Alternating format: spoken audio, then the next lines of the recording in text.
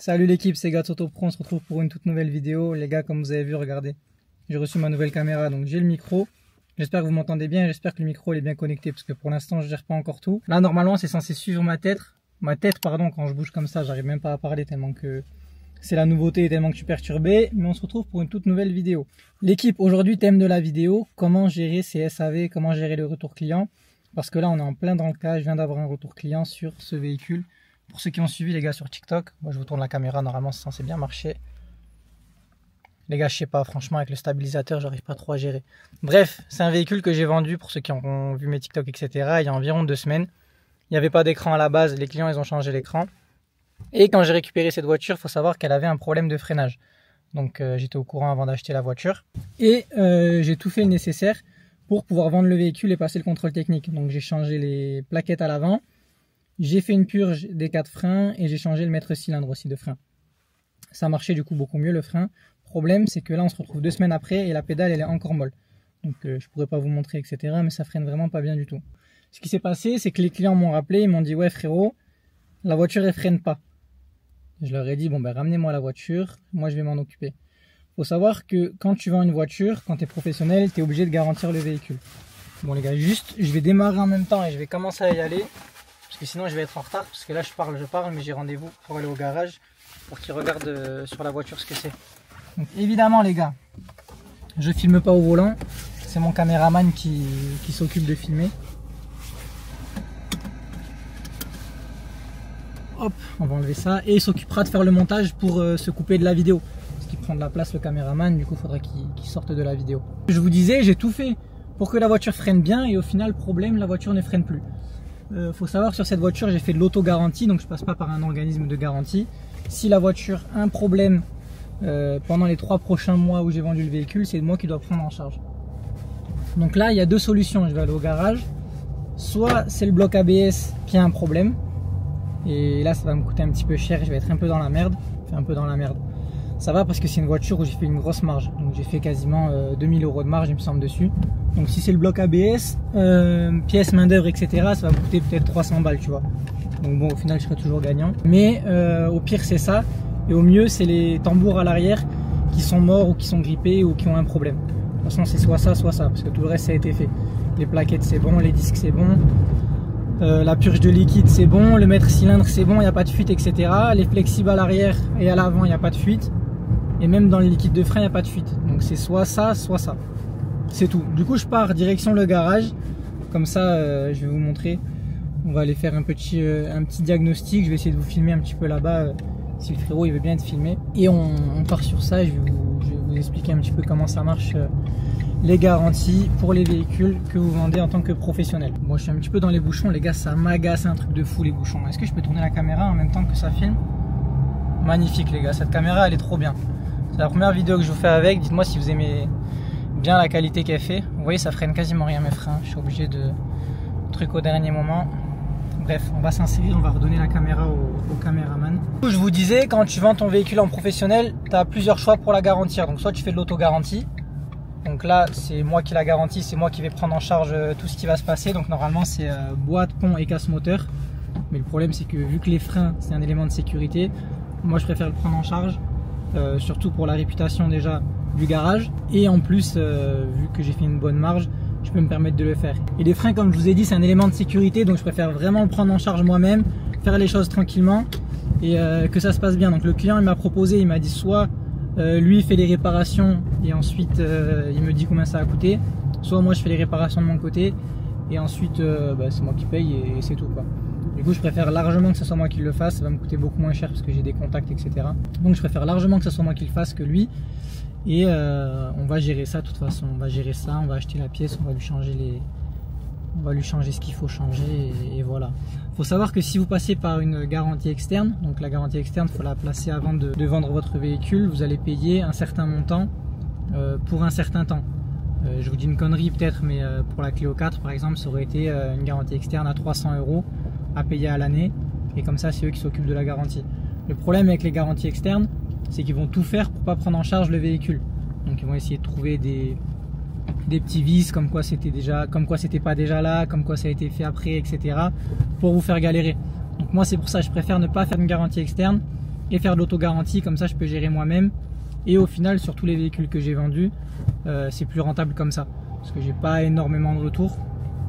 On me dit souvent ouais, tu parles tout le temps de ce que tu gagnes, mais tu parles jamais des retours.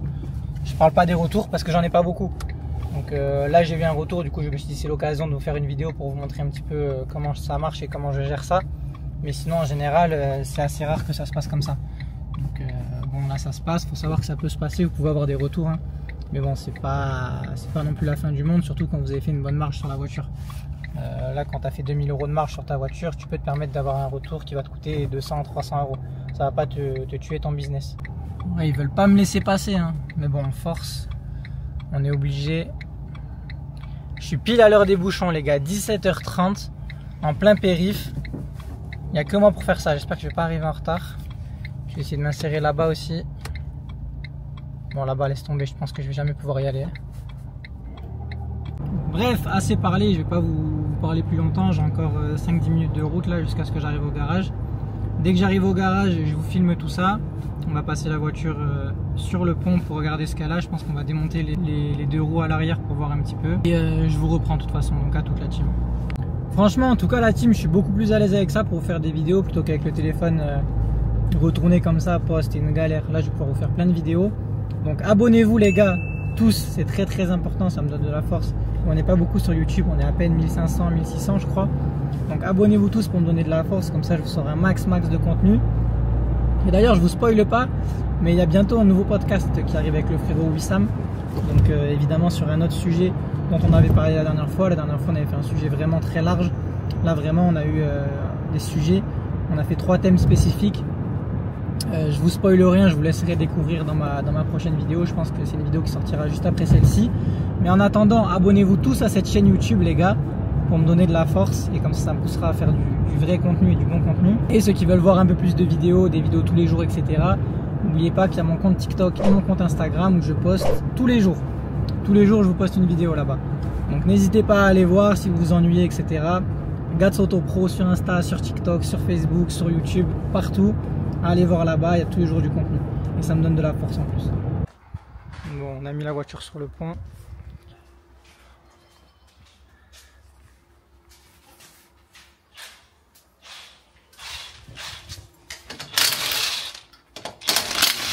Bon, on est en train de voir si les mâchoires de frein sont grippées ou pas. Chef, t'en penses quoi? Déjà, on va changer le mètre cylindre de frein avec l'étrier. Avec l'étrier? On s'appelle avec le mâchoire. Faut le commander, ça veut dire? Ouais. Ça va marcher, tu penses? Ça va marcher, ouais. Et si c'est pas ça? Changer la voiture.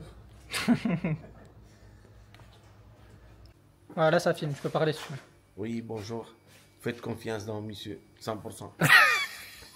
Faites confiance à cette monsieur, elle vend beaucoup de l'os. On fait confiance à qui? On fait confiance à qui, Tariq? Le meilleur mécano. Mais t'as vu, il tourne Que des films dans ce garage. T'as vu là, ça me suit la tête. Et ça suit la tête après. Ah oui, elle est bien. Hein. Top. Bon la team, je pars enfin du garage. J'espère que mon micro marche. Comme ça, je vais vous expliquer un petit peu ce qui s'est passé. Comme d'habitude les gars, on filme pas au volant. Là, je suis sur route fermée. Et en plus, moi, c'est pas moi qui me filme, c'est mon caméraman qui est à côté de moi, celui qui me fait le montage. Au montage, vous inquiétez pas, il va tout vous couper. Vous le verrez même pas. Bref, petit débrief sur ce qui s'est passé. Je vous ai pas trop filmé parce que je parlais avec le mécano, le frérot. Déjà, première chose, c'est très important d'avoir un bon mécano dans vos contacts. C'est très dur à trouver, mais une fois que vous l'avez les gars, c'est pépite parce que ça vous évite des coups de malade. Je vais vous expliquer. Du coup, moi, c'était soit le bloc ABS qui était mort, soit c'était les freins, enfin les mâchoires de frein arrière qui étaient grippées. Donc en général, ça, quand c'est grippé, il faut que tu le changes.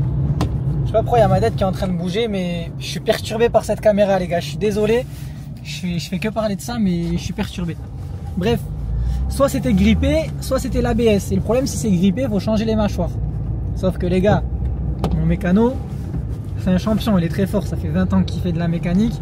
Du coup, il est très fort. Ce qu'il m'a fait, c'est qu'il m'a enlevé, il a enlevé tout dans les mâchoires de frein. Il m'a tout poncé, il m'a tout nettoyé en frein bien propre, etc. pour que ça soit nickel.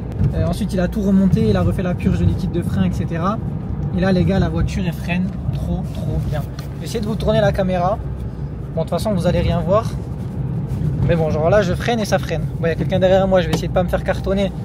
Alors que la voiture elle est vendue, elle est même plus à moi. Ça serait un petit peu bête. Du coup voilà, c'est carré les gars. Et au final, combien ça m'a coûté? Je vais vous dire combien ça m'a coûté. Parce que ça devait me coûter, si c'était un bloc ABS, ça devait me coûter, je dirais peut-être 300 € avec la main d'œuvre.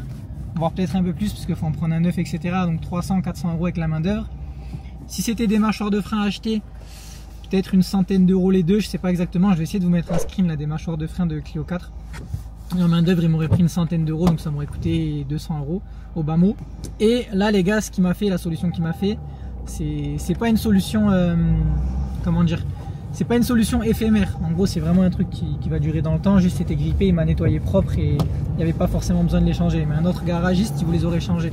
Et là, les gars, j'ai payé 50 € de main d'œuvre. Voilà.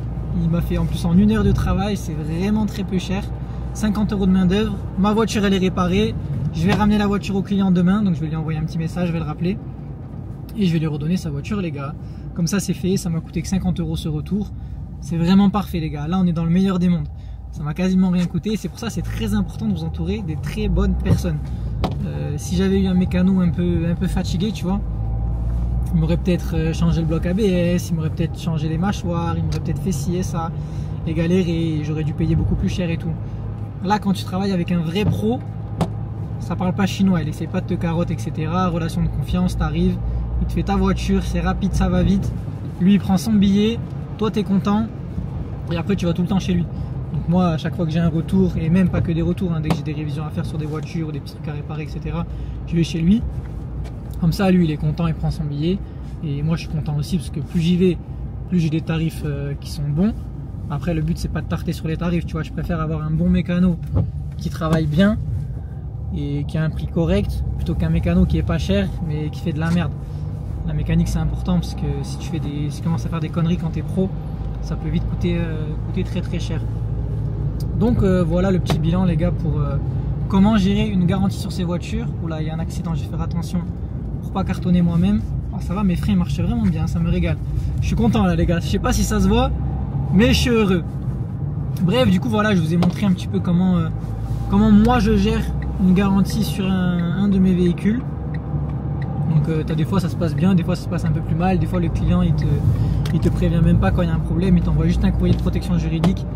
Là c'est un petit peu plus compliqué, c'est pas la même chose. Mais en général, tu vois, il y avait la police sur le pont. J'espère qu'ils n'ont pas vu mon caméraman me filmer, sinon je suis mort. Bref, je sais même plus ce que j'étais en train de te dire. Mais prenez pas à la légère, les gars, quand vous achetez ou quand vous vendez des véhicules. Essayez vraiment de faire des réparations nécessaires. Faites le maximum de choses possibles, parce que ça peut vite être très compliqué si vous avez des retours de garantie, etc. C'est aussi pour ça que c'est très important, je vous l'ai dit aussi tout à l'heure, d'avoir une marge confortable sur ces voitures. Tu vois, là, imagine sur cette voiture, j'avais fait que 500 € de marge. Imagine, j'avais fait 500 € de marge. Et que j'avais ce problème, et que ce problème c'était le bloc ABS, j'aurais tout perdu sur la voiture. J'aurais gagné 0 €. Et elle m'a pris quand même un petit peu de temps, cette voiture. J'ai dû aller la récupérer. J'ai dû la ramener. Ensuite, je l'ai récupérée au client. J'ai fait visiter plusieurs fois. Là, je vais devoir la ramener au client, etc. Donc, j'aurais même été en perte si j'avais pris que 500 € sur cette voiture. Donc, c'est important de maximiser ses marges pour pouvoir assumer derrière les garanties. Quand tout se passe bien, c'est très bien, tu prends 500 €, mais quand il y a un problème, c'est plus compliqué. Donc moi, c'est pour ça que j'essaye de varier et d'être en moyenne à 1500-2000 € de marge sur chaque véhicule. Ça me permet, si tu lisses sur tous les véhicules que tu fais, d'être vraiment rentable, parce que les retours, c'est assez rare. Bon, ça dépend encore une fois des voitures que tu vends, si tu révises tes voitures avant de les vendre, etc.